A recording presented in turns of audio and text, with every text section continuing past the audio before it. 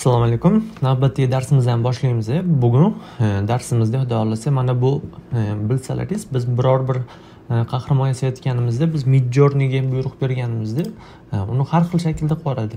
Masalan, hozir mana shu promptni olamanda, shuni 4-5 marta bersam, uni yuzini masalan 4-5 xil qiladi. Bir xil, ya'ni consistent character deydi ingliz tilida, o'shanday qilib bermaydi. Bugun biz sizlar bilan shuni qanday qilishni ko'rib chiqamiz. Uning uchun ChatGPT'da mana plugin bor. Ya'ni plugin desak bo'ladi yoki extend desak bo'ladi. Qidirasizlar, mana bu yerda Explore GPT degan joy bor. O'sha GPT deganingizda mana uni yozasizlar. Gilbert Consistent Character Assistant deb yozsalaringiz, mana bu Gilbert tomonidan qo'yilgan ekan. Shundan foydalanamiz. Demak, yozamiz. Bu yerga masalan hozir yozamiz, uni personajni birinchi yasab olamiz. Uni yasashimiz uchun bizga 6 ta rasm kerak bo'ladi, ya'ni har xil tomondan.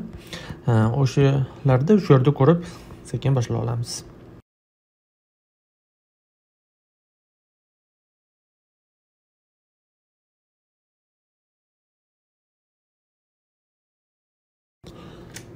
Please istasalaringiz Google Translate tarjima qilinglar. O'zi har xil yozish shart emas. Shu meniki o'xshab yozsalaringiz ham bo'ladi. Please help me create, iltimos menga yaratishga yordam ber, a consistent character based on this idea. Iltimos mana shu g'oyaga moslab menga bir xil turdagi personajni yasab ber. An elf princess with regal clothing that has gold trim, purple hair with flowing ringlets, light blue eyes, and a friendly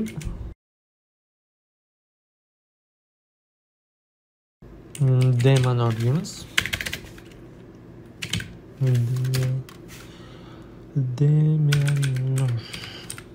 Bo'ldi, hozir men Google Translate ko'ramiz, men nima yozganimizni.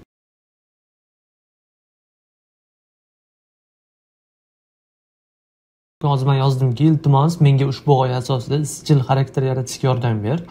Elf malikasi oltin tirtimli shohona libosli, binafsha rang sochlari, ringletli, ko'k ko'zli va xushmuomalalik bilan. Keyin men yozganimizdan so'ng enter bosaveramiz. Bizga o'sha hozir prompt yozib beradi. Buni esa biz Midjourneyda generatsiya qilamiz.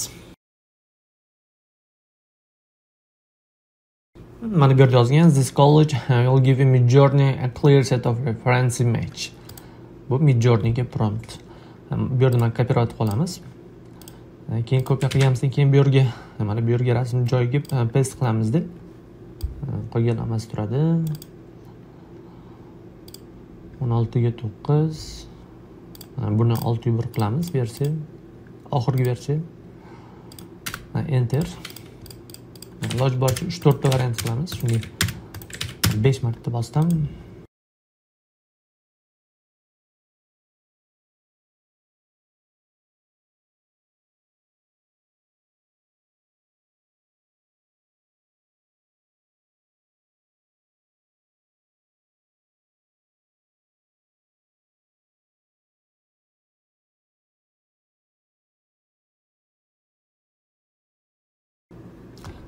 Mana boshlandi. Ya'ni 6 ta tomondan o'sha qahramondan har xil ko'rinishlari. Bu to'g'riga qarab turibdi. Bu sal o'ngga burilib. Bu ham yaxshi chiqqan. Faqat mana sochi bu polni oq bo'lib ketibdi bu yerda. Bu bo'lmaydi. Buni ham sochi. Bu ham yaxshiroq.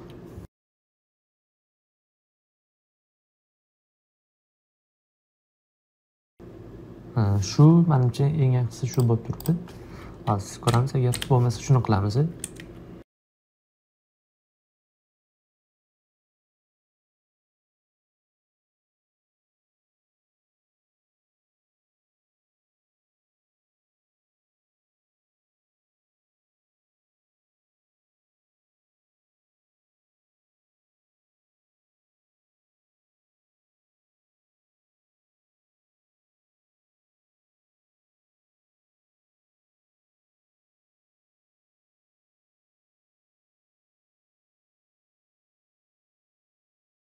Demak, birinchi buni o'sha alohida personaj qilib olishimizdan oldin, uni ya'ni har xil sahnaga qo'yishdan oldin birinchi upscale qilamiz.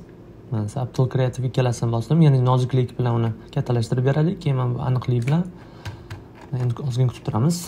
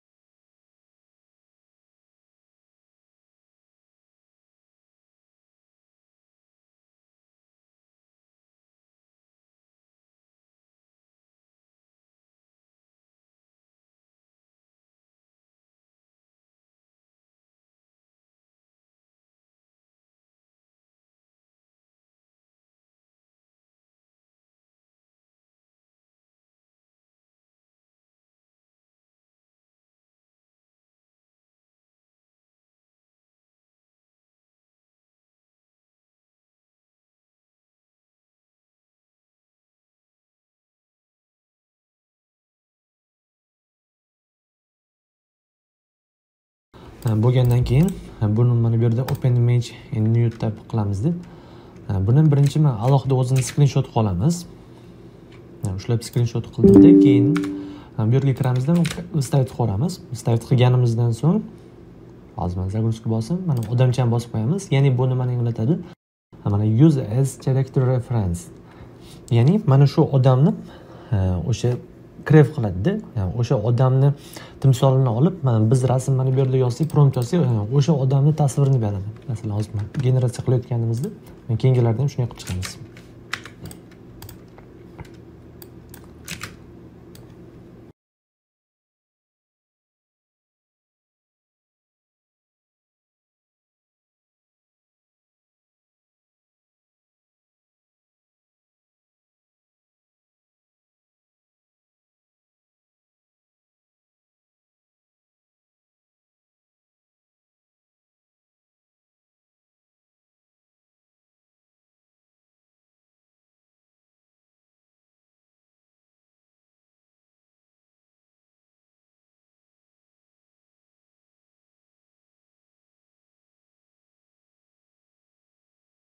ChatGPT ga kirib endi yozamiz. Buni biz har xil sahnada ko'rishimiz uchun, ya'ni generatsiya qilishimiz uchun please create 5 prompts so I can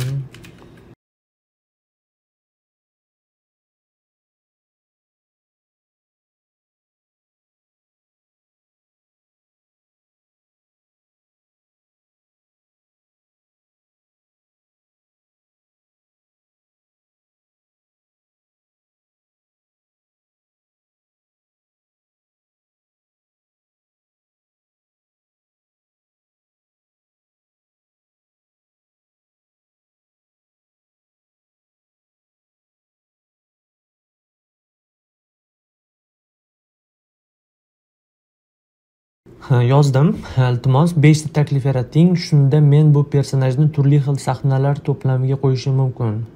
Keyin mana bu yerda yozganimizda, uni qanday ko'rinishini yozib qo'ydim, kopiya qilib qo'ydim. Buni kopiya qilamizda.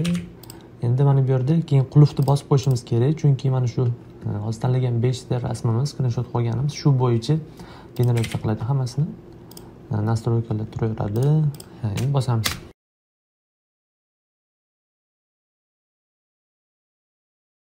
To'xtaydi. Shu yerda bitta xato ketdi. Biz bu yerga berishimdan oldin men bu yerga ChatGPTni o'ziga birinchi zaпрос berishim kerak, chunki mana 5 ta promptni biz bu yerga olib kiramiz. Ming bor uzr. Mana birinchisi Magical Forest Settings. Hozir mana birinchi prompt chiqdi. Buni kopiya qilamizda.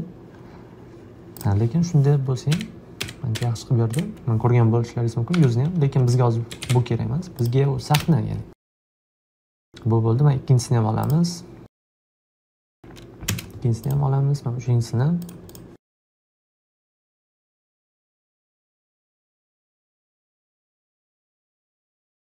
Beshinchisi. Hozir shu 5 ta promptni biz mana shu personajimizga moslab generatsiya qilyapti.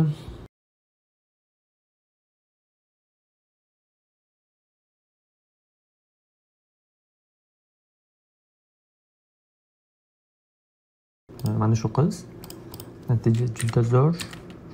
Keyin har doim bitta narsaga e'tibor beringlar. Mana shu 4 talasidan 4 talasi ham o'xshamasligi mumkin. Bitta yoki ikkita yoki 3 tasi o'xshaydi. Chunki eng yaxshi variant tanlab olishimiz kerak. Mana birinchisi mana hozir ko'rishimiz mumkin. Birinchi promptimiz Magical Forest Settings, ya'ni o'sha sehrli o'rmonda fonida o'sha sahnada bo'lgan. Bu ikkinchisi mana qasrda ichida.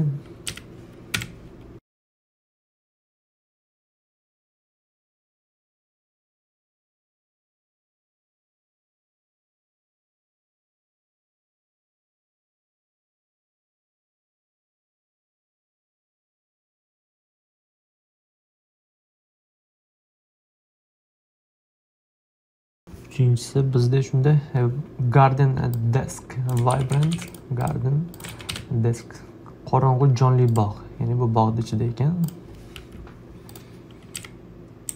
Men ko'rishlaringiz mumkin, boya aytganimdek, sochini juda yoyargan. Shunga 4 talasi ham zo'r bo'lmaydi. Shu ikkita o'zimiz keraklisini o'xshaganda olamiz. Bunisi ham juda zo'r.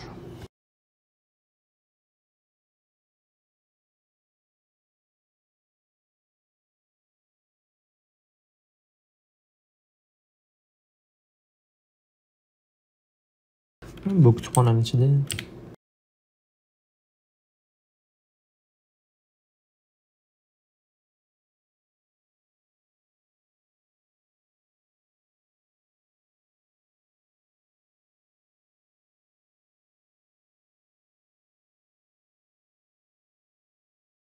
Yana yozamiz.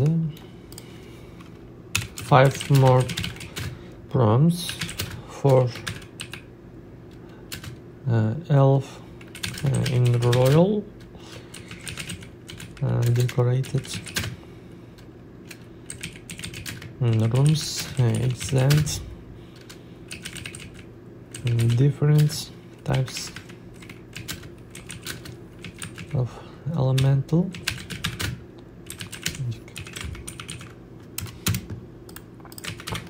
Yozdim. Qirollik bilan bezatilgan xonalarda elf uchun yana 5 ta taklif, har bir mavzudagi har xil turdagi elementlar deb yozdim.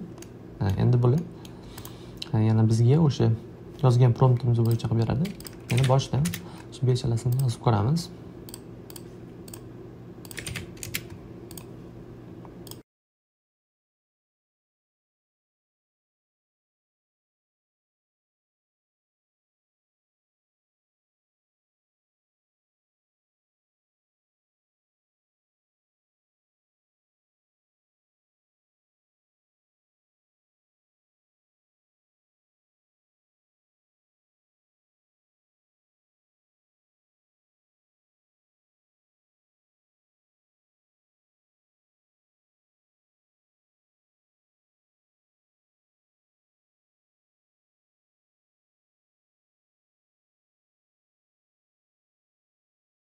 Yong'in mavzusidagi xona. Demak, birinchisi, mana orqada fonda yong'in.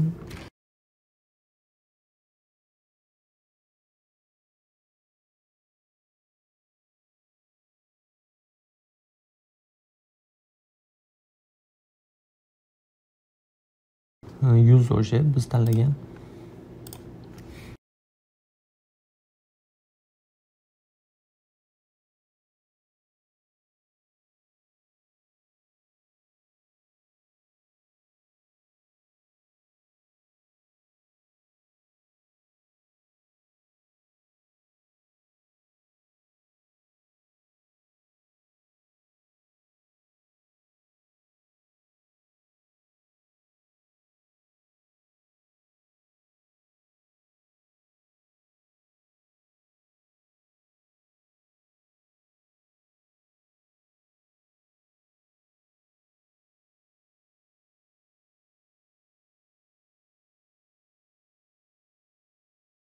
Yana yozamiz. And write me 5 more prompts in her mood.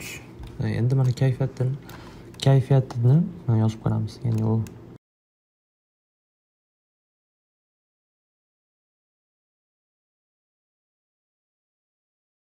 yana yozdim. Uni kayfiyati masalan qayg'uli, xursand shularni yozib ko'ramiz endi.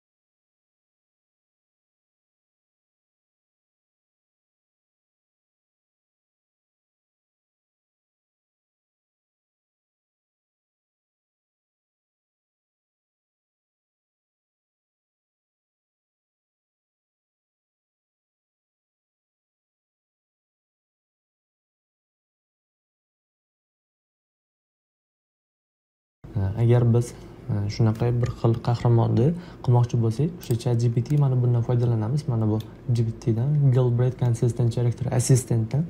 Endi masalan undan har doim foydalanavermaymiz. Endi kelaylik. O'zimiz yozib qisqa promptlar bilan natijalarni ko'rib chiqamiz.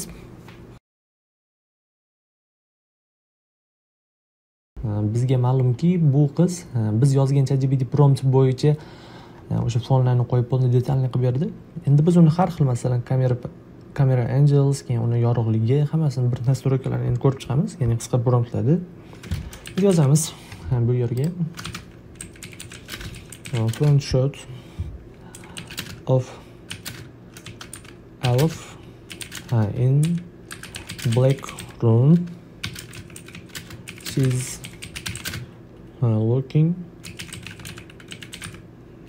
directly at the camera dedim. Ya'ni mana shu elf kameraga o'sha qora fonda qarab turibdi. Ya'ni foni qora fon, keyin kameraga qarab turibdi. Ya'ni oldi ko'rinishida.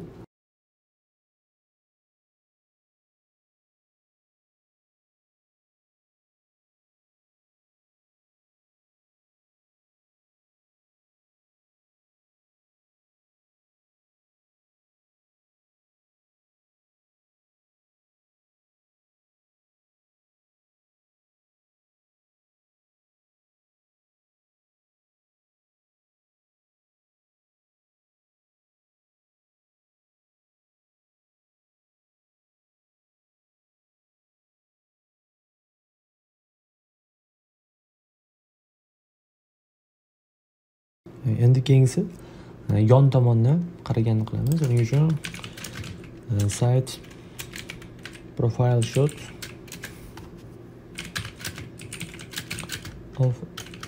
of girl in a place green room. Site profile shot of elf girl in place green room. O'sha yashil xonada yon tomondan qarab turgan elf qiz dedim.